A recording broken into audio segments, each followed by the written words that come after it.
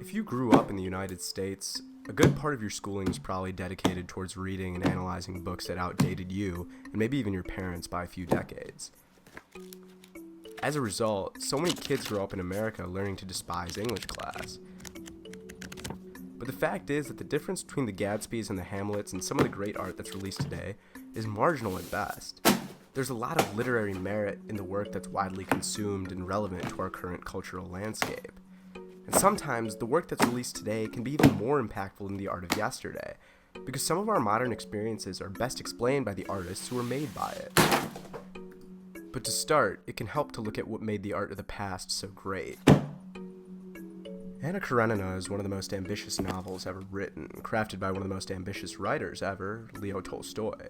The book follows Anna's affair with Count Vronsky, as well as the struggles held by her sister-in-law Dolly, her brother Stiva, and most importantly for our sakes, the farmer named Levin.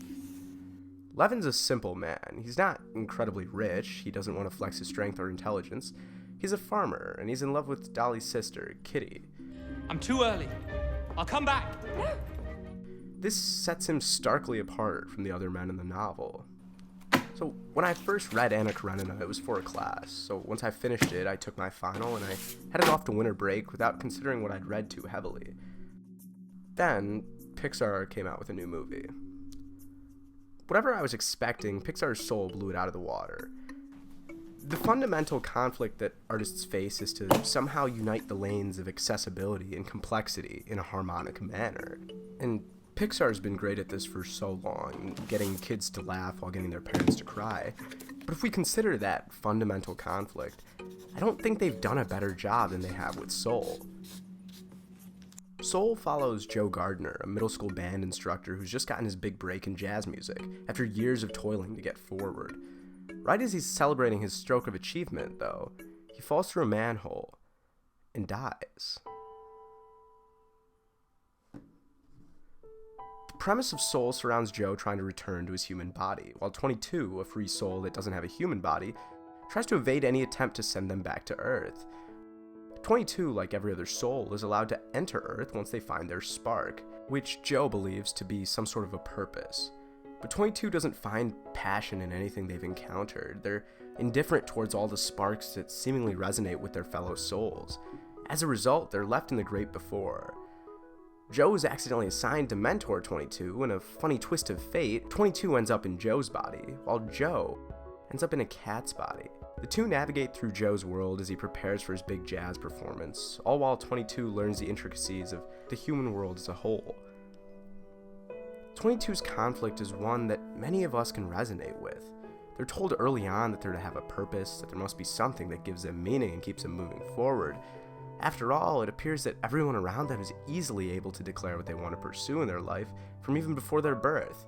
Meanwhile, they can't find passion in anything in a world where they've seen just about everything. How many of us have lived through those very concerns, to be told at 18 we're to decide what we want to do with our lives? The fear of choosing and watching our peers seemingly make their choices happily can be terrifying, existential even. But 22 meets Joe's friends, eats Joe's food, engages so beautifully with the most mundane of items, from the helicopter seeds that fall from the trees and the lollipop they suck on while getting a haircut. 22 finds unquantifiable beauty in looking at the sky and walking the streets of Harlem, things Joe would consider to be non-important details of life. But when Joe finally does figure out how to return to his body, 22 doesn't want to leave. Truth is, I've always worried that maybe there's something wrong with me. You know? Maybe I'm not good enough for a living. But then you showed me about purpose and passion, and maybe skywatching can be my spark. Or walking! I'm really good at walking! Those really aren't purposes, 22. That's just regular old living. What Joe doesn't recognize is that the emotions he has when playing his music are the same emotions 22 experiences when living those mundane aspects of life. But the fact of the matter is that 22's love for these things is what's important, not what it's defined as. The Jerrys, a group of counselors, tell Joe just as much when he demands of them what exactly it was that fulfilled 22's pass. We don't assign purposes. Where did you get that idea? Because I have piano. It's what I was born to do. That's my spark. A spark isn't a soul's purpose. Oh, you mentors and your passions, your purposes, your meanings of life. So basic. Soul tells us that life isn't so narrow to be defined by one single purpose. We're broad people with broad passions and broad purposes. To live with the wonder and exhilaration that 22 lives with, we need to try to love the mundane, find beauty in the ordinary. When Joe discovers this at the film's close, there isn't any wordage that explains this to us. He simply sits in front of his piano and looks over the objects 22 has collected. Joe moves to his piano and feels himself falling away into his art. He remembers teaching and feeling the water run over his feet when he's standing outside with his mother, biking through Harlem during a warm summer's day.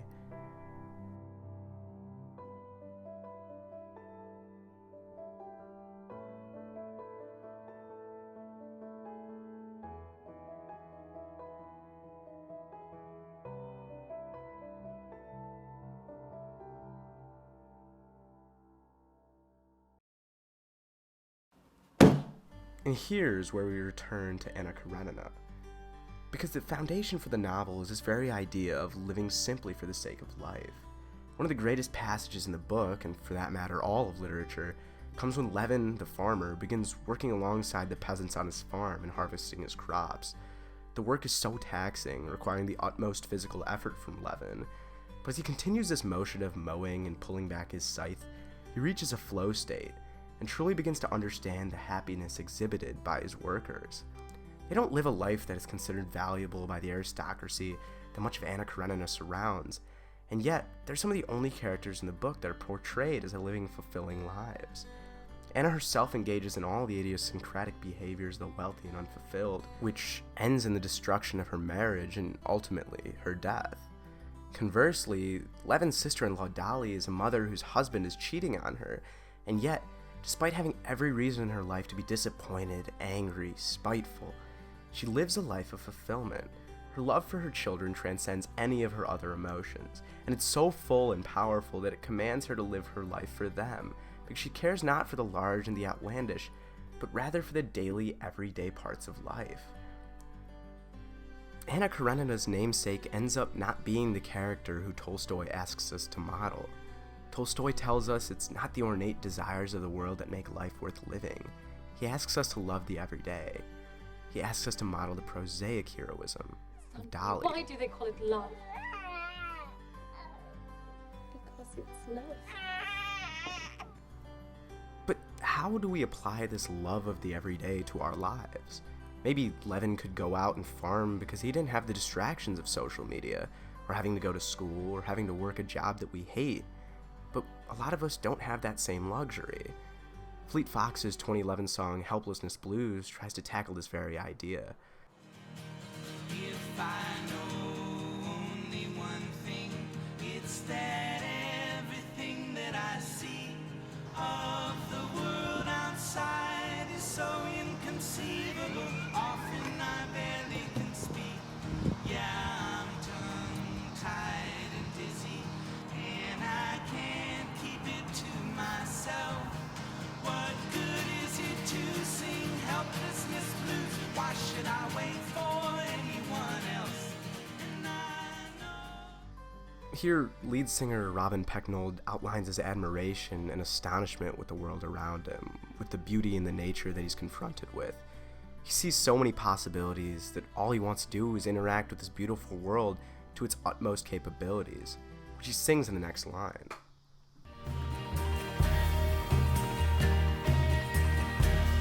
If I had an orchard, I'd work till I'm wrong. The similarities between the desire Pecknold expresses in those lines and Levin's love for the taxing work of harvesting in Anna Karenina are uncanny. Pecknold wants to derive fulfillment from the humble work of harvesting at an orchard, but the next line explains the difficulties in living like this in our modern world. You would wait tables and soon run the store. The you that Pecknold writes about appears to represent what he views as the everyman, who's simply trying to get ahead in the world. And here lies Pecknold's main conflict.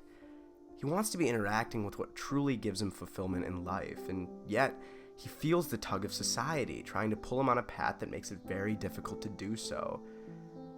Our society doesn't necessarily allow for work for the sake of work. Life demands that we have a purpose, and if you aren't so lucky to discover what that purpose is, like 22, we're given one and told to strap on for the ride. It's incredibly difficult to embrace the truly fulfilling aspects of life if our material concerns are put first, and as a result, we lose our touch with that fulfillment. Pecknold doesn't write, "In my orchard I work till I'm sore." He writes, "If I had an orchard, I'd work till I'm sore." He simply can't do the mundane for the sake of the mundane. And yet, despite all that, despite a culture that's so heavily dependent on task A requiring outcome B, we still have those moments. When we're alone on a basketball court, we can't help but continue to pull back and shoot another shot, despite the fact that our legs are prepared to jelly out from beneath us and our chest is heaving uncontrollably. Haven't we all shared a moment with a friend where we simply sit in silence because the silence is so beautiful, because the two of you don't need to speak to savor each other's presence? These are the moments that the best of art tries to encapsulate. These experiences that transcend meaning and logic and simply pull us one step closer to the mystical beauty of the universe. We all have the songs, movies, or books that take us to a different place, regardless of what it is that the artist is saying or writing. The emotions that envelop us transcend any pragmatic explanation. With Soul, it wasn't just that I was so moved by its message. My real astonishment came in the fact that in 2020, a group of American screenwriters and animators could come to the same conclusions on life that Leo Tolstoy did over a century prior to them, seemingly independent of each other. The same is true of Helplessness Blues. These are emotions that we all feel, and needs that unite us as uniquely human. And the beautiful thing is that we have so many opportunities where we can find that beauty. We have our sacred spaces, whether they be the basketball courts or the working desk, the farm or the field, the back of car seats or behind the handlebars of a bicycle. We have inconceivably beautiful nature.